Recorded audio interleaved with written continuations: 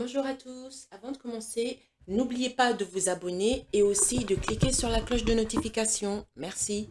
Donc, le thème de cette vidéo, c'est le choix du conjoint. C'est une clé essentielle pour une vie épanouie. Je sais, j'ai déjà parlé du choix du conjoint, c'était le thème de ma toute première vidéo. Mais pourquoi je ressasse sur ce sujet? Eh bien, c'est parce que c'est important. Le choix du conjoint est l'une des décisions les plus importantes que nous pouvons prendre dans notre vie.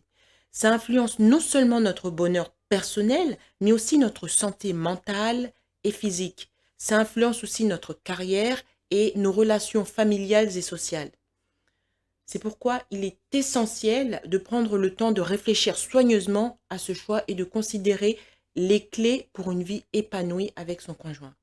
Donc, dans cette vidéo, je vais parler de 5 points, 5 clés pour réussir sa vie avec son conjoint.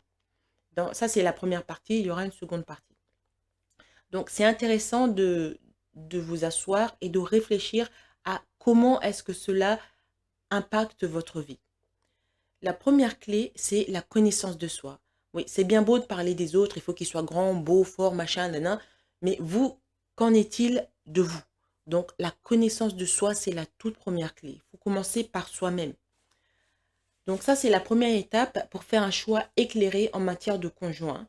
C'est la connaissance de soi.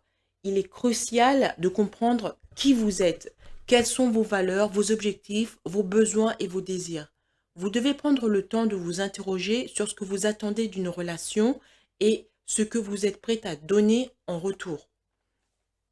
La connaissance de soi va vous aider à définir votre choix et à éviter de vous engager dans une relation qui ne vous convient pas. Prenons le cas de Maryse.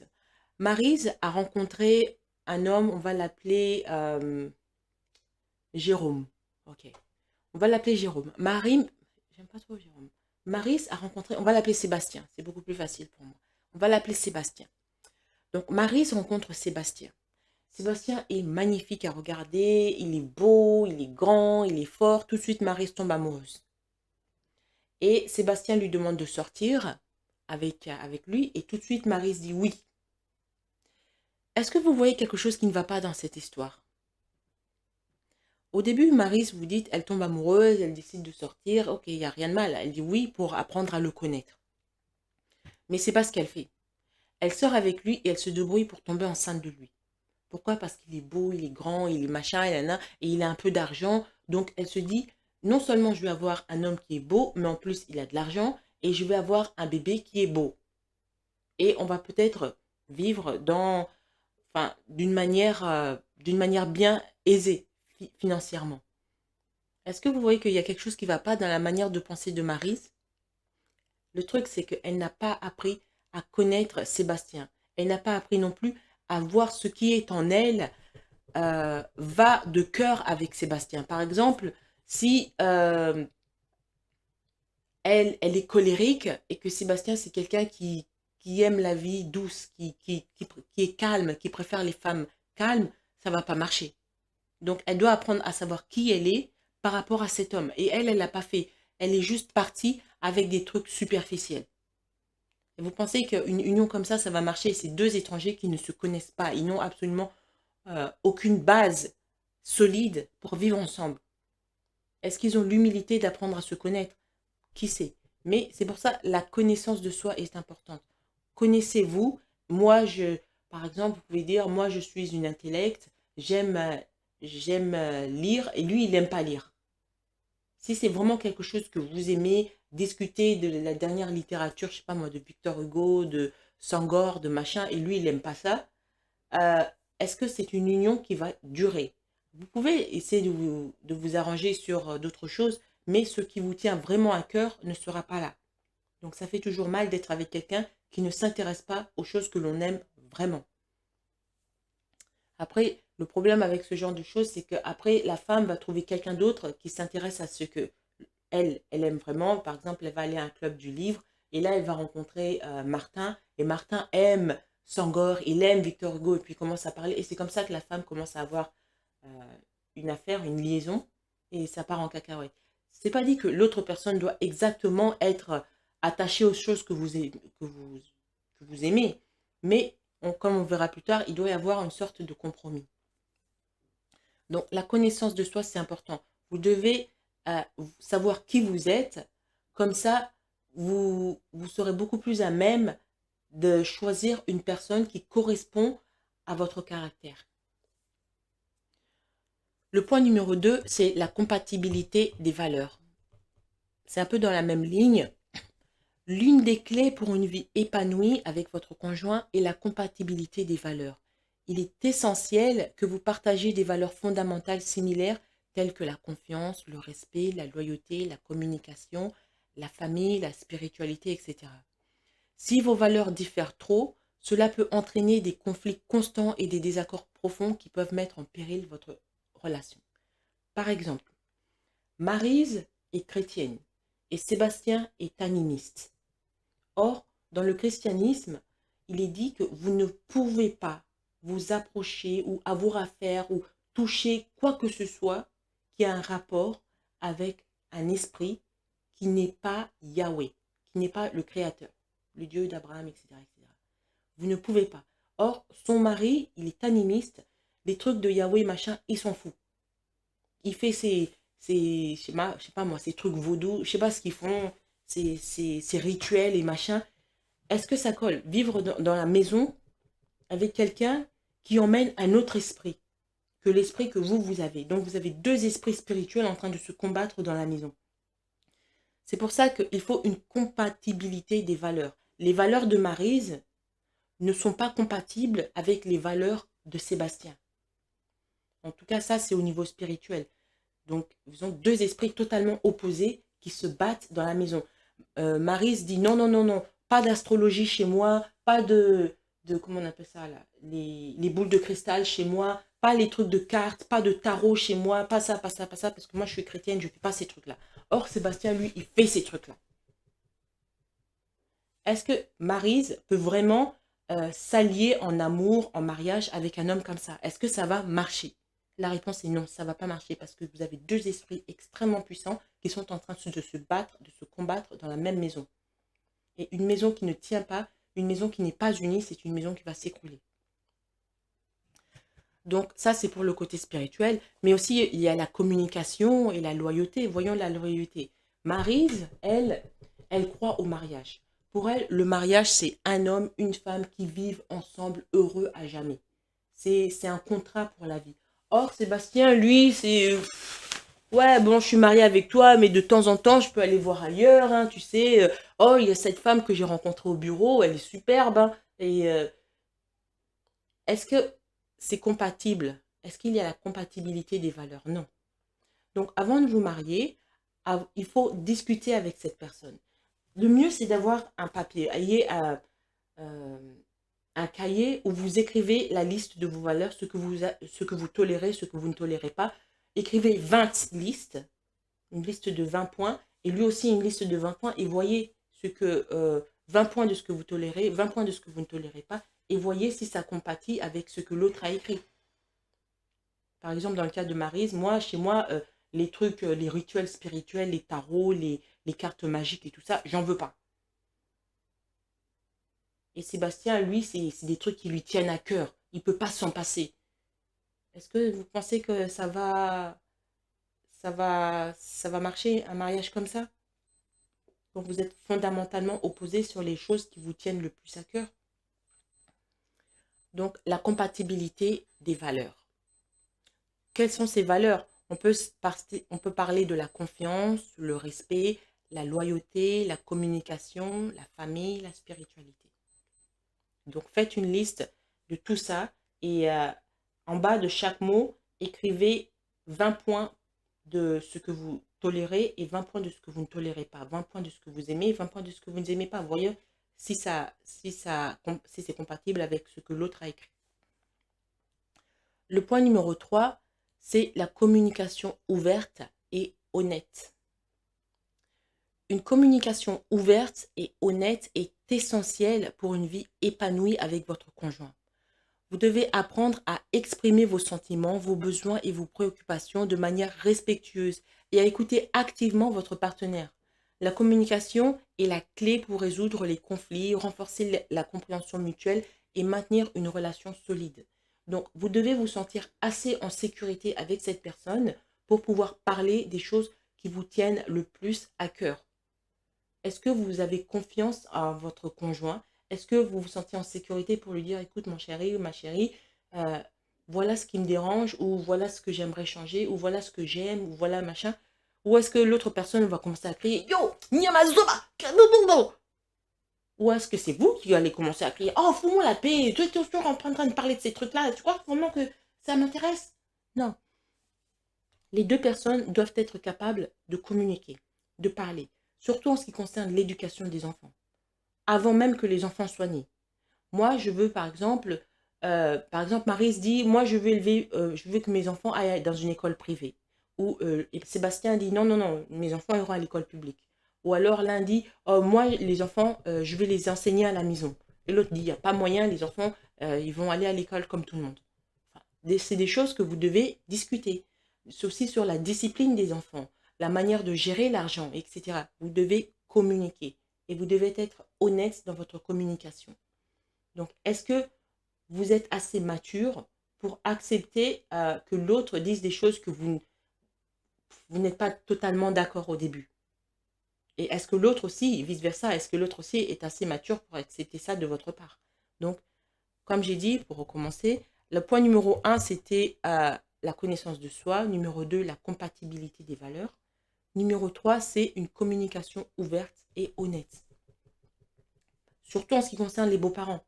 Comment est-ce que vous allez, avant même de vous marier, vous devez fixer ça, hein, ces histoires de beaux-parents, de belles familles, etc.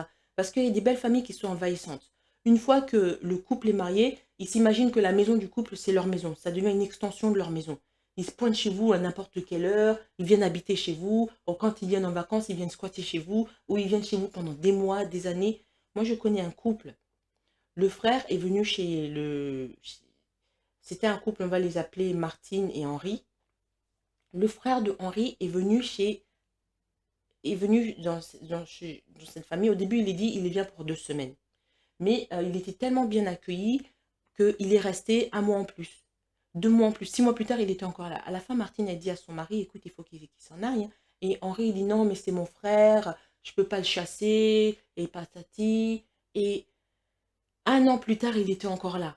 Et Martine, elle en avait marre. Elle dit, je veux bien être généreuse, je veux bien accueillir ta famille. Il était là, il était supposé être là juste pour 2 semaines. Ça fait un an, il est encore chez nous.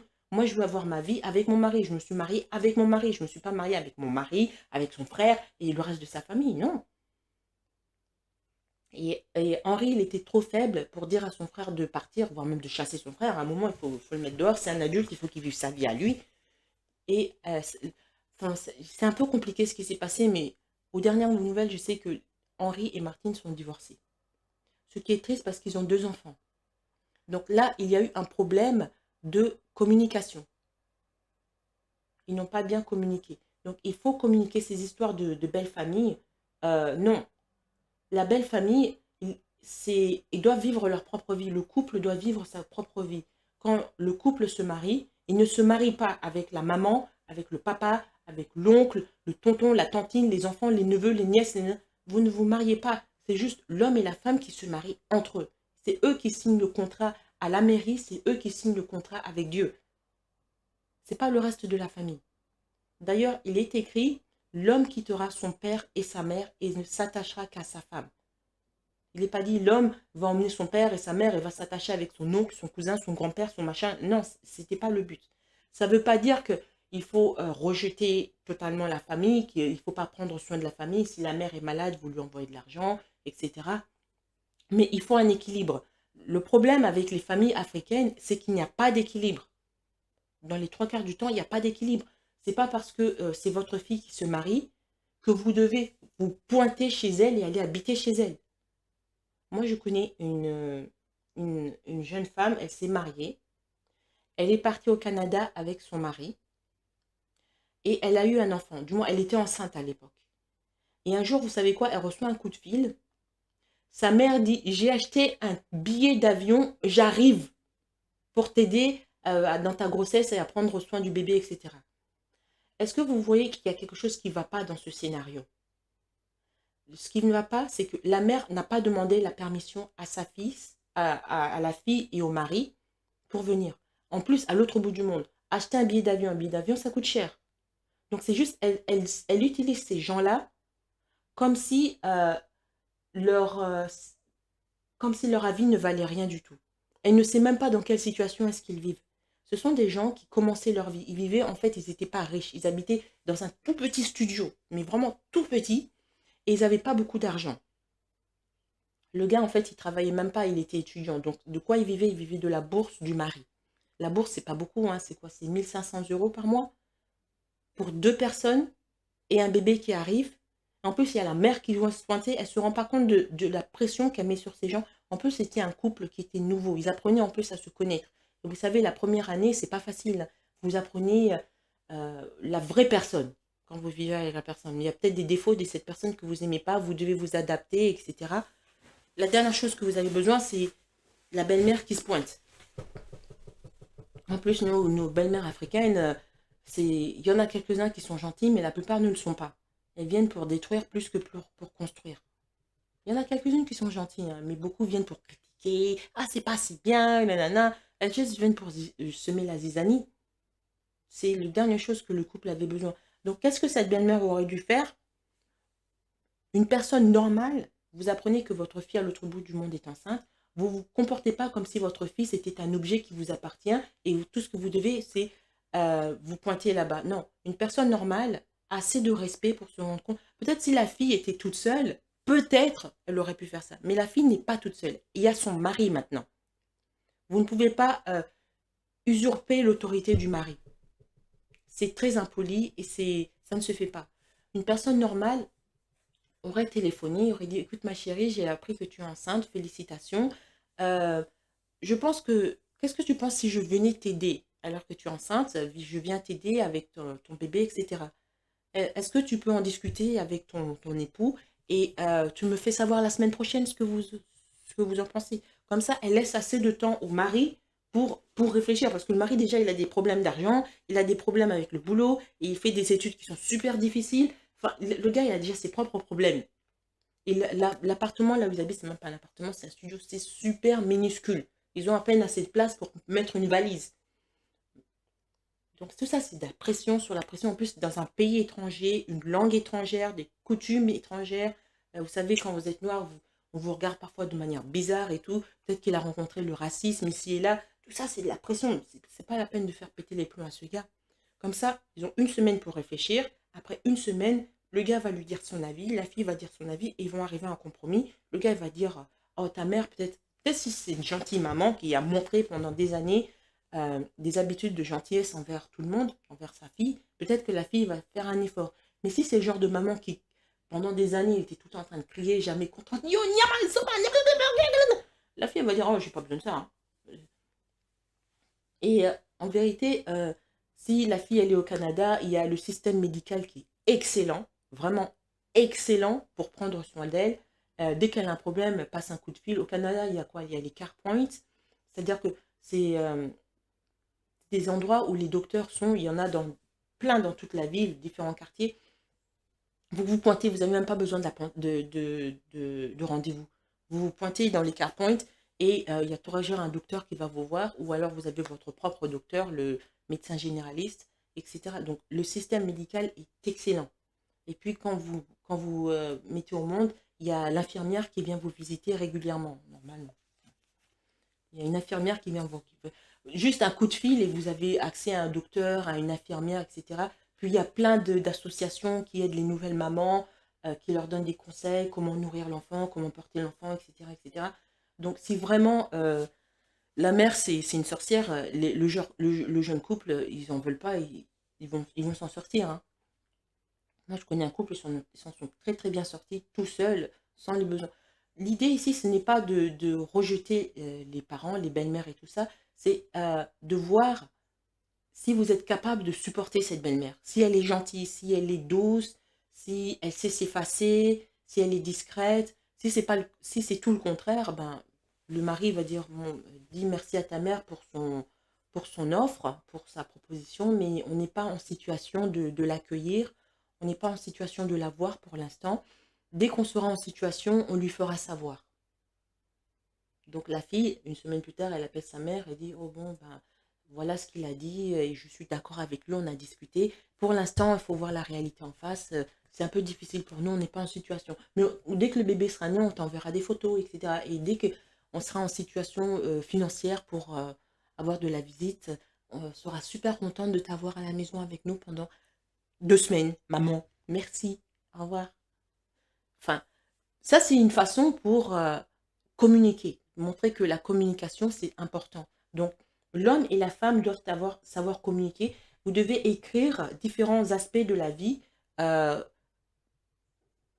qui est important que vous traitez, que ce soit comment est-ce que vous allez gérer la belle famille, gérer l'argent, les enfants, la discipline, la loyauté, etc., etc. Le quatrième point, c'est la confiance. Un mariage sans confiance, c'est pas un mariage. Je ne sais pas ce que c'est, mais ce n'est pas un mariage.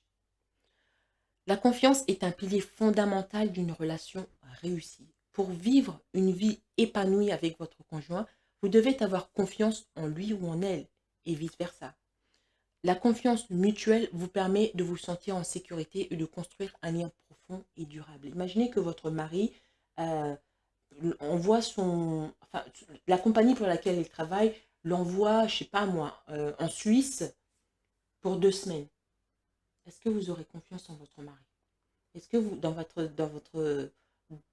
tête, vous allez vous alarmer, oh, il va rencontrer une femme, il va faire ci, il va faire ça, il va me ramener le sida? Non. Il faut que vous soyez avec quelqu'un avec qui vous êtes confiant.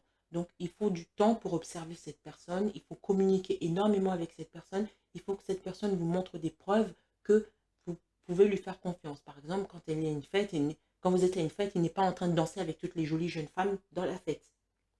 Ça, c'est un problème. Il n'est pas en train de toucher, sourire, flirter avec toutes les jolies jeunes femmes. Non, vous êtes à une fête, il est accroché à vous, point à la ligne. Il parle à ses potes, mais la femme qui est son intérêt, à 100%, c'est vous. Ça, c'est juste un exemple. Donc ça, c'est le point numéro 4 en ce qui concerne le choix du conjoint. La confiance est importante. Choisissez un conjoint avec qui vous pouvez faire confiance. S'il part au Japon, il ne va pas se retrouver dans... Comment on appelle ça? Les trucs de prostituées du Japon. Attendez. Ouais. S'il part au Japon, il ne va pas se retrouver dans un établissement de geisha, alors qu'il est marié avec vous. Vous savez, donc vous lui faites confiance. Il faut que vous vous mariez avec quelqu'un à qui vous faites confiance. Parce que votre vie en dépend. Si vous ne lui faites pas confiance, il part à l'étranger pour le boulot, soi-disant pour bosser. Il a un contrat à signer au Japon avec la compagnie Sony, je ne sais pas quoi là. Mais il revient avec le sida, il revient avec l'herpès, il revient avec la syphilis. Il y a un truc qui ne va pas. Et ça met votre vie en danger et possiblement la vie de vos enfants aussi. Donc la confiance, c'est important. Et enfin, pour cette vidéo, le point numéro 5, le compromis. Il y a des femmes, voire même parfois des hommes, qui ont toujours raison, qui n'ont jamais tort. Madame, j'ai toujours raison. Je pense que Kevin Samuel appelait ça le signe. Je ne sais plus ça voulait dire quoi. S pour quelque chose, I pour quelque chose, G pour... Hein. Mais en gros, c'était des femmes qui avaient toujours raison. Vous connaissez ça, vos mamans qui n'ont jamais tort, vos tantines qui ont toujours raison. Aucune relation n'est parfaite et il est important d'apprendre à faire des compromis. Vous et votre conjoint aurez des différences et des désaccords, mais il est crucial de trouver des solutions qui conviennent aux deux parties. Le compromis est la clé pour maintenir l'harmonie dans la relation. Par exemple, votre mari, on lui a offert un boulot en Espagne, mais vous n'aimez pas l'Espagne et en plus, vous ne parlez pas l'espagnol. Mais le gars, il dit, écoute, ce boulot, c'est bien, c'est 2 fois mon salaire et en plus, on aura un logement et on aura une voiture fournie par la compagnie.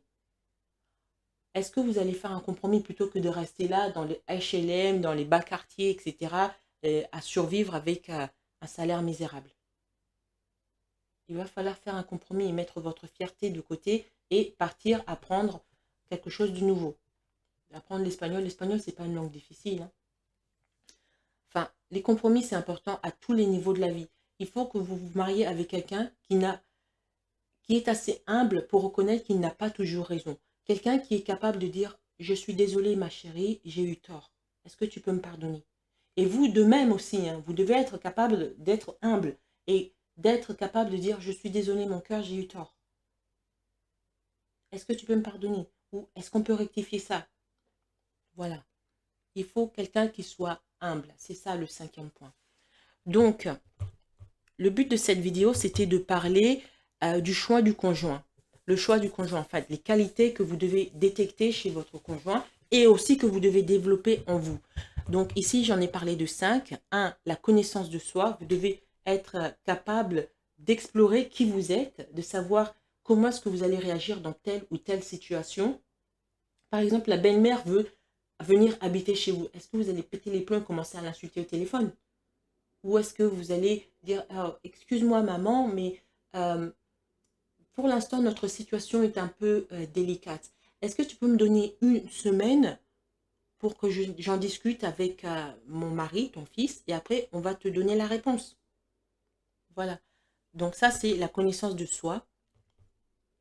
La compatibilité des valeurs. J'ai parlé des valeurs spirituelles, mais aussi l'argent. Est-ce que vous êtes quelqu'un qui a l'argent qui vous brûle les doigts? Ou lui, est-ce que c'est quelqu'un qui a l'argent qui le brûle les doigts? Ça, il faut être compatible. Si c'est quelqu'un qui aime économiser de l'argent, mais vous aimez dépenser, il y a un truc qui ne va pas. L'argent, c'est aussi une grande cause de divorce. C'est la première ou la deuxième cause de divorce. Il y a l'argent et l'infidélité. Donc, la compatibilité des valeurs, ça compte. La communication ouverte et honnête. Vous devez être capable de vous exprimer. Vous ne devez pas avoir peur de cette personne. Ce ne doit pas être quelqu'un qui pique des crises de colère dès que vous n'êtes pas d'accord avec lui. Et la même chose avec vous. Enfin, le point numéro 4, c'est la confiance. J'en ai parlé. Et le point numéro 5, le compromis. C'est-à-dire être humble. Est-ce que vous êtes humble? Il faut de l'humilité dans un mariage. Dans n'importe quelle relation, il faut un niveau d'humilité parce que vous n'aurez pas toujours raison. Et il faut être capable de faire des compromis, de ne pas toujours avoir raison. Voilà. Donc ça, c'était 5 points pour 5 clés pour une vie épanouie, des qualités à rechercher chez un futur conjoint. Ça, c'était la première vidéo. Je parlerai de 5 clés, 5 points supplémentaires dans la prochaine vidéo. Je vous invite à vous abonner. Si vous avez des questions, n'hésitez pas. Merci et à bientôt.